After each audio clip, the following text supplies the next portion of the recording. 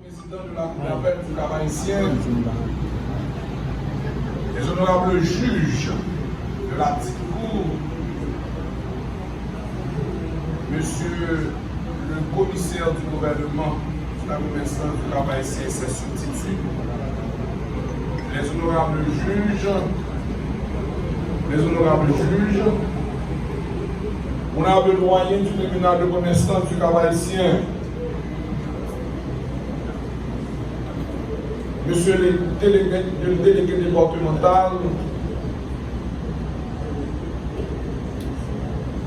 le directeur de la police nationale Nord du Cap-Haïtien, accompagné du commissaire Bio et de l'inspecteur Eti, mon condisciple,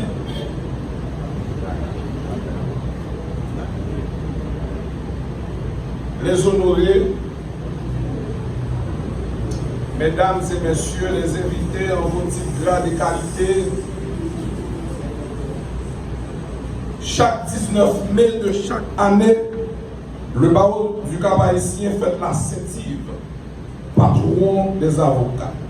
C'est un jour de haute importance pour tous les professionnels du droit, fêtant Saint-Yves de Bretagne pour Yves et Laurie de Kermatin pour sa grande humilité, sa compassion envers les plus vulnérables et son combat pour une vie équitable. C'est un moment où les professionnels du droit à travers le monde honorent ce personnage mythique et hors du commun et font de la journée non seulement une journée festive, mais aussi celle de réflexion et d'honneur à l'égard des pionniers qui ont su œuvrer inlassablement durant les décennies pour la cause du droit et de la justice. Parlant de justice, celle-ci s'invite très franchement à une réflexion approfondie sur cette notion essentielle, qui est le sol fondamental de toute société. Notre société en a grandement besoin, et le besoin de justice est une société. Dans une société, est la nécessité d'offrir la satisfaction aux citoyens, afin qu'ils ne fassent pas justice eux-mêmes, quelle que soit la justesse de la cause. Cette situation doit être ressentie par une véritable distribution et une garantie certaine qui doit donner la justice. C'est en effet cette garantie de notre société, que notre société a tant besoin, peut dissiper les luttes antagoniques et fratricides qui minent l'évaluation de notre société. Chers auditeurs, cette journée nous amène à voir que la justice ne concerne pas seulement les professionnels du droit, mais elle concerne tous les acteurs de la vie nationale, toujours en quête de justice. Le besoin de justice est étroitement lié à la promotion du droit de l'homme. Et ce besoin de justice est à la fois individuel et social. Individuel, parce qu'elle est une aspiration, un désir de sécurité personnelle. Social, une garantie de la stabilité pour la communauté.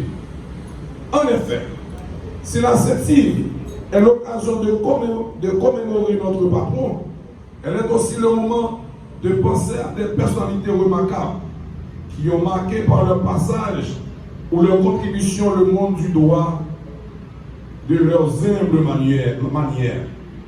Nous avons pris l'initiative d'honorer des personnalités remarquables parmi nos devanciers pour leur contribution à la cause du droit et de la justice dans notre milieu et aussi pour leur contribution au niveau national. Nous saisissons l'opportunité d'honorer un sportif, un médecin et un banquier.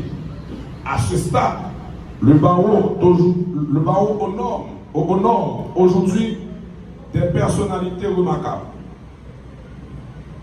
Suivre Maître Léroy de Jean-François, à titre de commandeur, inscrit au tableau de l'ordre depuis 1963. Maître Léroy de Jean-François fut mon professeur de latin au lycée national Philippe Guéret du Cap-Haïtien, 5e droit.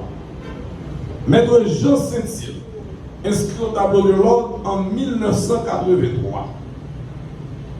Monsieur Anthony Capman, champion en 1978.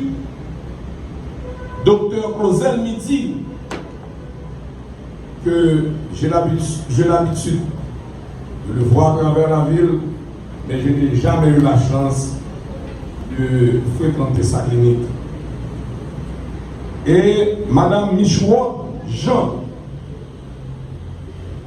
Je saisis cette occasion pour remercier avec toute la gratitude que cela mérite deux personnages importants dans ma vie.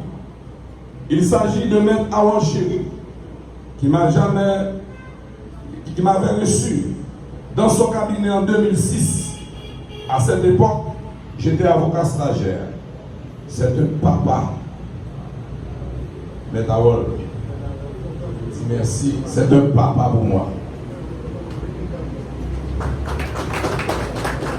Donc son appui et ses conseils sont à mes estimes inestimables. Merci et mille merci infiniment, Maître Aaron Chéri. Laisse-moi aller baiser Maître Aaron, s'il te plaît. Parce que si vous avez aujourd'hui ce grand bâtonnier, c'est grâce à Maître Aaron Chéri.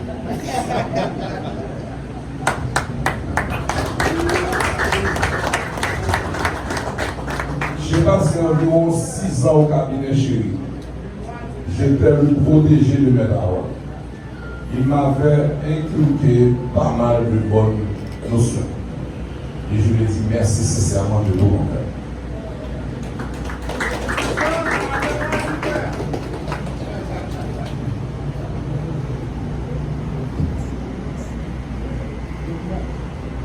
Je remercie aussi Maître Philomé Fénelon, qui, animé de bon sens inégalable et d'une vision perspicace des choses, a fait un jour, à mon égard, cette déclaration. Maître Telsi, vous avez la tête d'un ballonnier. Où est Maître Fénelon, s'il te plaît?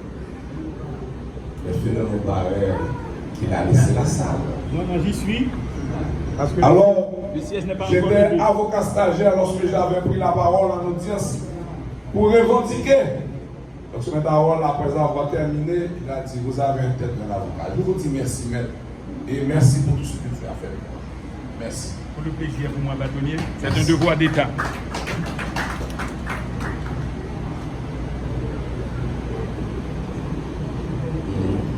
Et, depuis lors, je fais mienne cette déclaration qui est aujourd'hui une réalité tangible. Merci, honorable dévancier. J'ai pu grandir et gravir les échelons selon les conseils des ténors de mon barreau, comme Maître Wilson Nerville, Maître Gérard Mas Gustave, pour ne citer que ceux-là, qui ont guidé mes pas et éclairé mon chemin. Aujourd'hui, nous pouvons affirmer sans embâche que nous sommes fiers d'être le produit de ces personnalités. Ils peuvent aussi en être fiers parce qu'ils peuvent se prévaloir de n'avoir pas travaillé en vain. Mais aujourd'hui, plus que jamais, nous avons besoin du concours de chaque confrère et consoeur pour honorer le blason de notre barreau et de placer au firmament des barreaux de la République.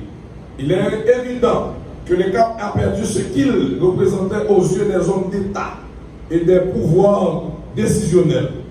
Mais c'est à nous de travailler dans la cohésion et l'harmonie pour lui redorer sa place. La situation est chaotique et difficile.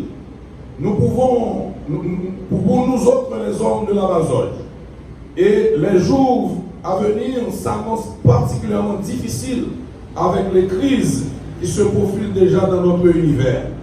Au cœur du système judiciaire qui assure à une société la stabilité et sa continuité, et particulièrement au niveau du département, les autorités investies du pouvoir de juger sont plus que jamais amenées à se plier aux exigences juridiques et assurer la permanence de ce pouvoir dont ils sont investis, parce que si nous voulons véritablement surmonter les crises et les obstacles qui ont toujours conduit à un système boiteux au niveau du département, la pratique doit être inversée, en ce sens que c'est le droit qui se révèle poreux aux aléas de la politique, de la corruption et du clientélisme. Il faut mettre un terme à ces pratiques qui ne font que tenir davantage ce métier. Sinon, qu'est-ce avocat? Ne nous reste presque rien de notre prestige. Mais la flamme doit être rallumée avec plus de discipline, plus de détermination à œuvrer pour une justice plus saine et plus responsable, pour remplir la mission de rendre véritablement justice à qui justice est due.